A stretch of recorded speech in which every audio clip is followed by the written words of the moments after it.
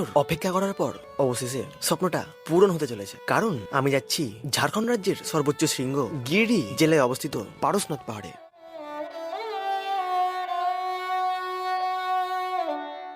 ওই পাহাড় থেকে নাকি এক অপূর্ব দৃশ্য দেখা যায়, মানে পাহাড়ের উপর থেকে নিচের দিকে তাকালেই দেখা যায় স্তরে স্তরে মেঘ উড়ে বেড়াচ্ছে। চলো তাহলে বাবা পারসনাথের নাম নিয়ে ভিডিওটা শুরু করা যাক। প্রথমে আমি চলে আসলাম আজিমগঞ্জ জংশন রেলওয়ে স্টেশনে। এখান থেকে আমাকে বিকাল 5টার আজিমগঞ্জ কাটোয়া লোকাল ধরে চলে যেতে হবে কাটোয়া জংশন রেলওয়ে স্টেশনে।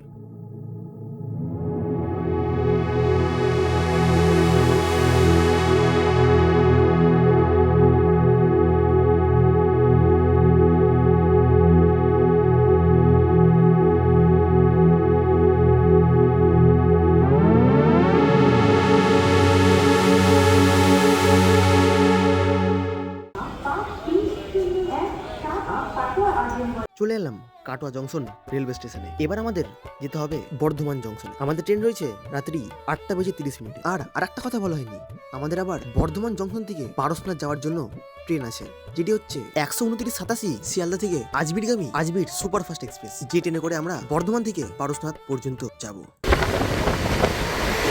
এসে পৌঁছালাম বর্ধমান জংশন রেলওয়ে স্টেশনে।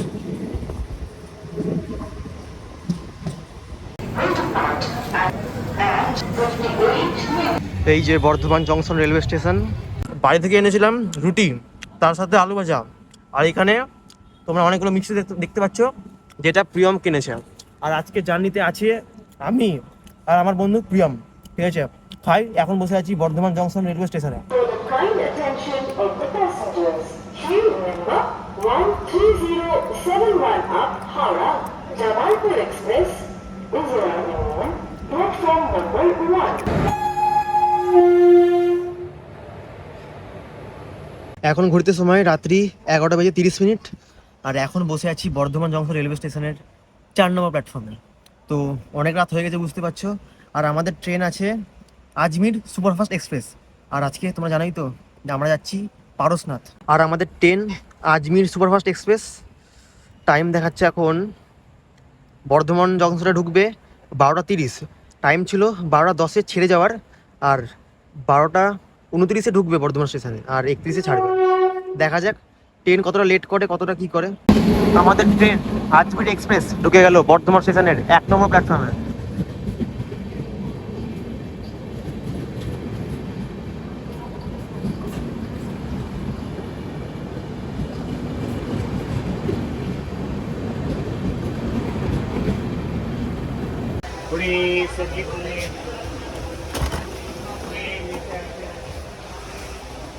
অবশেষে 21 মিনিট দেরিতে আমাদের ট্রেন বর্ধমান স্টেশন থেকে ছেড়ে দিল।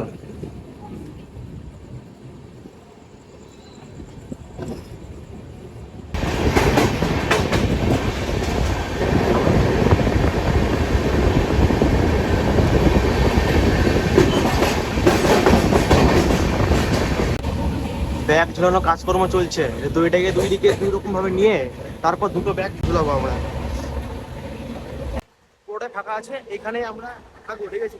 আর দেখো ব্যাগ রাখার তো বিশাল সমস্যা হবে, তার জন্য একটা দড়ি ছিল এখানে, আর সেই দড়ির সাহায্যে দেখো ব্যাগ দুজনের ব্যাগ দুটো রাখা হলো এখানে। তো জেনারেল ব্যাগে তো উঠেছি, ভাড়া নিয়েছে 100 টাকা করে পারসনাথ পর্যন্ত।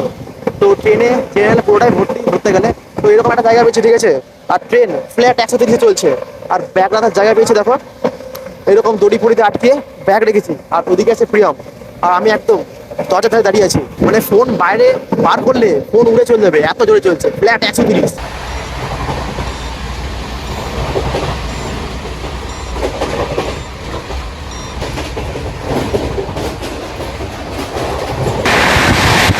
আমাদের ট্রেন ফ্ল্যাট 130 চলছে।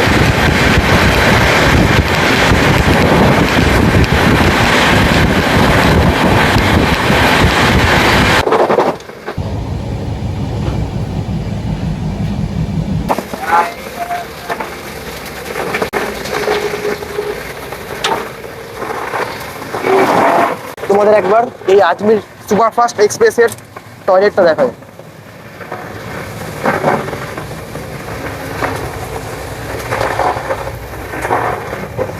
মোটামুটি জেনারেল কোচ অনুযায়ী বাথরুমটা বেশ সুন্দরই আছে, ঠিক আছে? মোটামুটি ঠিকই আছে।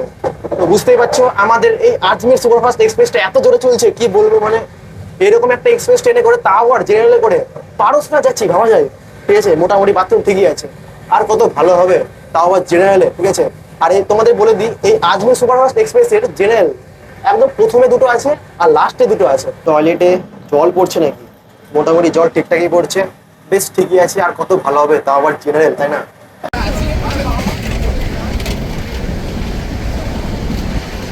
বন্ধুরা, জেনারেলে কোনো জায়গা ছিল না। ঠিক আছে, পুরো রাস্তাটাই আমাদেরকে গেটের ধারে দাঁড়িয়ে যেতে হতো। তার জন্য ভাবলাম স্লিপারে যাই, ভিতর দিয়ে এরকম রাস্তা করা আছে, স্লিপারে যাই। তো স্লিপারে আসলাম, দেখছি জিআরপি ম্যাম ছিল, মানে জিআরপি ম্যামের সঙ্গে কথা বললাম। তো বললাম, ম্যাম আমরা গেটের ধারে এখানে থাকবো। ঠিক আছে, তো বললো যে টিটি আসলে টিটির সঙ্গে কথা বলে নেবা। তো যাই হোক, এখন স্লিপারে আছি। ঠিক আছে, দেখা যাক কি হয়। আমাদের ট্রেন আজমির সুপারফাস্ট এক্সপ্রেস তার নির্দিষ্ট সময় থেকে 10 মিনিট দেরিতে ঢুকছে এখন দুর্গাপুর রেলওয়ে স্টেশন।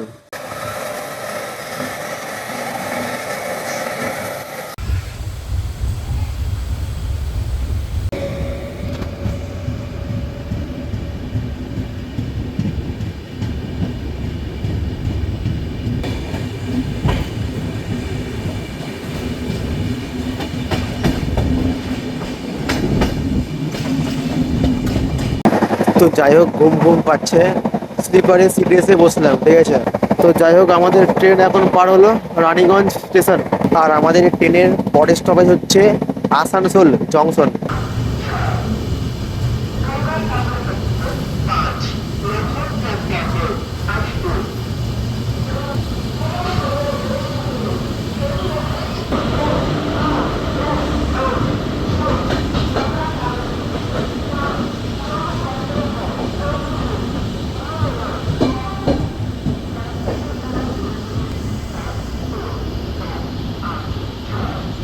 আর কোচটা ধরতে গেলে পুরোটাই ফাঁকা, ওইদিকে দুটো ব্যাগ রেখে দিয়েছি, আর দেখো সবাই ঘুমাচ্ছে।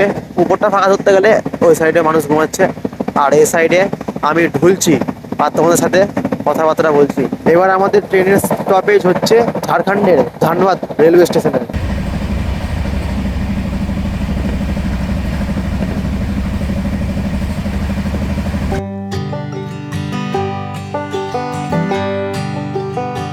অবশেষে আমাদের ট্রেন প্রায় 3 ঘন্টার কাছাকাছি সময় অতিক্রম করে এসে পৌঁছালো পারসনাথ রেলওয়ে স্টেশনে। এবার আমাদের পারসনাথ রেলওয়ে স্টেশনের বাইরে থেকে মাত্র 70 টাকা দিয়ে শেয়ারিং এ করে চলে যেতে হবে মধুবনে। 70 রুপিয়া।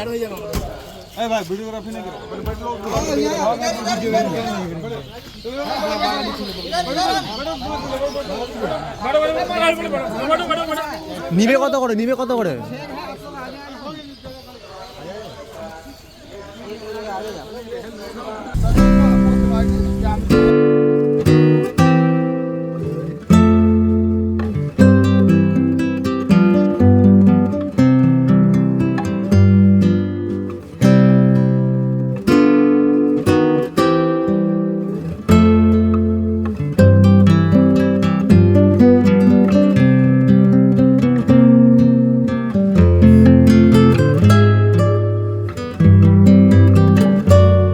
পৌঁছালাম মধুবনে। এবার আমাদের নিতে হবে একটা লাঠি, দাম নিবে 15 টাকা মতন। আর একটা নিতে হবে রেনকোট যদি বৃষ্টি আসে, আর রেনকোটের দাম নিবে 60 টাকা মতন।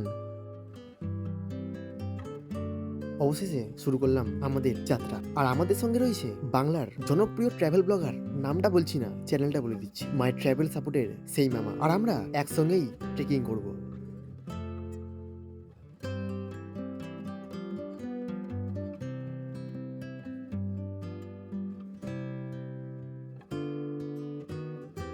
আর আমি তো অনেকক্ষণ ধরেই পারসনাথ বলে যাচ্ছি, কিন্তু জানেন হিন্দিতে একে পারসনাথ বলে, আর বাংলায় এটির উচ্চারণ হয়ে যায় পরেশনাথ।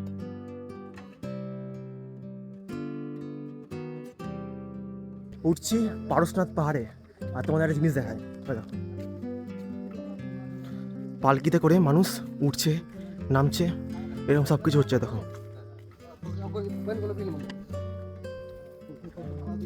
প্রায় 1.5 কিলোমিটার অতিক্রম করে আমরা এখন এসে পৌঁছালাম কালীকুণ্ড ধামে।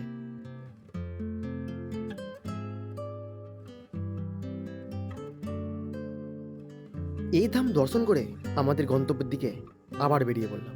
এবার অল্প করে একটু শর্টকাট নেওয়া যাক। এই হচ্ছে ব্যাপার। আবার কষ্টটাও বেশি হবে, শুধু রাস্তাটা একটু কম হবে। রাস্তা যেতে যেতে অনেকগুলো বাঁদরও দেখতে পেলাম, আর দেখতে পেলাম বাইক, যেটাতে করে অনেকেরাই একদম পরেশনাথ মন্দিরের 500 মিটার আগেই নেমে পড়ছে। কারণ একদম নিচ থেকে পারশনাথ মন্দিরের 600 মিটার আগেই গাড়ি সবাইকে নামিয়ে দেয়, তার উপরে আর যায় না। আর ভাড়াটা বলে দিই, যাওয়া আসা যাকে যেমন পায়। যেমন আমরা একজনকে জিজ্ঞাসা করেছিলাম, তিনি বলল যাওয়ার আসা মিলে ভাড়া নেয় 800 টাকা মতন। কিছুটা আসার পর দেখা মিলল দোকান, আর হ্যাঁ, খাবার দাবার যাবতীয় যা যা কিনার আছে সবকিছুই আপনারা নিচে থেকে কিনে ফেললেন, কারণ উপরে খাবার, পানীয় জল, সমস্ত জিনিসেরই দাম নিচের তুলনায় ডবল। প্রায় অনেকটা হেঁটে ফেললাম, যাওয়া আসা মিলে কিলোমিটার হিসাব করলে হয় প্রায় 27 কিলোমিটার মতন। পরেশনাথ ট্রেক করতে দেখা হয়ে গেল জলপ্রপাতের সঙ্গে। এই দেখো, সারা বছরই জল থাকে এখানে। ট্রেক করছি, নর্মাল ট্রেক, কোনো অসুবিধা নেই। হ্যাঁ, রাস্তা খুব ভালো, আর এত সবুজ হয়ে আছে এখন বর্ষার সময়টা বেস্ট। কিন্তু আপনারাও আসুন আর পরেশনাথ ট্রেকটা কিন্তু করুন, এটা একটা জীবনে অন্যরকম একদম, অভিজ্ঞতা হবে। চলো একদম। আবার।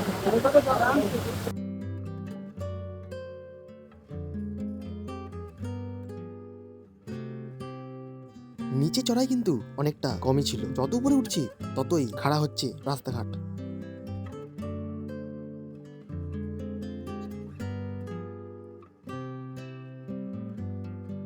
আর এত সুন্দর দৃশ্য দেখতে পাচ্ছি না চারিদিকে, তার জন্য ভিডিওগ্রাফি করতেই আমার একদম ইচ্ছা করছিল না। তার জন্য মাঝে মাঝে যে সমস্ত ভিডিওগুলো আছে ছোট ছোট, সেগুলোই তোমাদেরকে দেখাবার চেষ্টা করছি।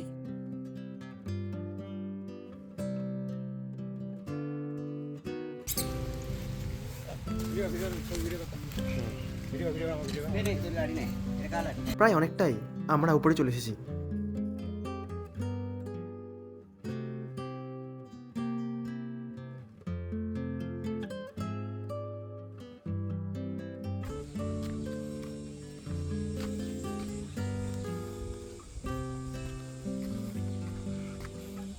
যতই উপরে উঠছি ততই স্পষ্ট হয়ে উঠছে পাহাড়ের চূড়ায় থাকা সেই পারশনাথ মন্দির।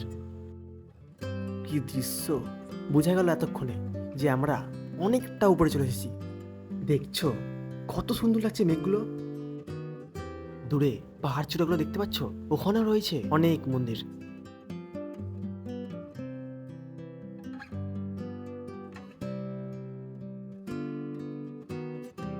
অবশেষে আমরা প্রায় পরেশনাথ মন্দিরের কাছাকাছি চলে এসেছি।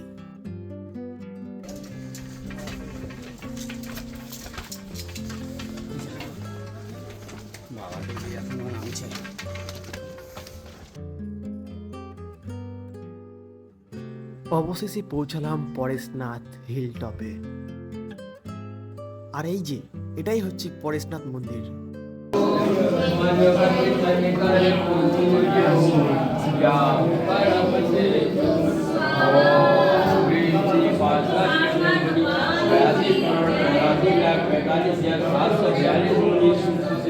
আর এটার উচ্চতা 4478 ফিট।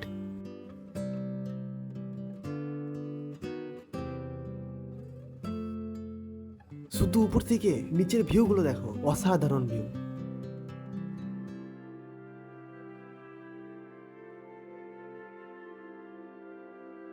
চলো এবার তোমাদের আমি আমার জানা পারশনাথের কিছু তথ্য শেয়ার করব। পরেশনাথ জৈন ধর্মের একটি গুরুত্বপূর্ণ তীর্থস্থান এবং ভারতবর্ষের ঝাড়খণ্ড রাজ্যের সর্বোচ্চ পর্বত শৃঙ্গ। এটি পারশনাথ পর্বতমালায় অবস্থিত। জৈন বিশ্বাস অনুসারে 24 জন তীর্থঙ্কের মধ্যে 20 জন এই স্থানে মোক্ষ লাভ করেছিলেন। বিশেষ করে জৈন ধর্মের 23তম তীর্থঙ্কর পার্শ্বনাথ এখানে নির্বাণ লাভ করেন, যার নাম অনুসারে এই স্থানের নামকরণ হয় পারশনাথ।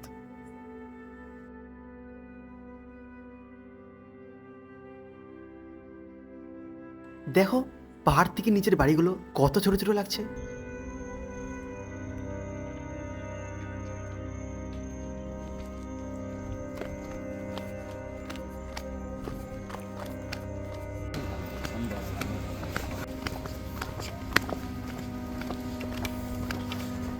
আর সমস্ত মিলে আমাদের ওঠানামা নিয়ে সময় লেগেছে প্রায় 7 থেকে 8 ঘন্টা মতন। তো যাই হোক, এখন আমরা নিচের দিকে রওনা দিচ্ছি, আর নামতে কিন্তু আমাদের এখন খুব সুন্দর লাগছে। তো যাই হোক, ভিডিওটা আজ এই পর্যন্ত, দেখা হবে অন্য কোনো একটা পর্বে।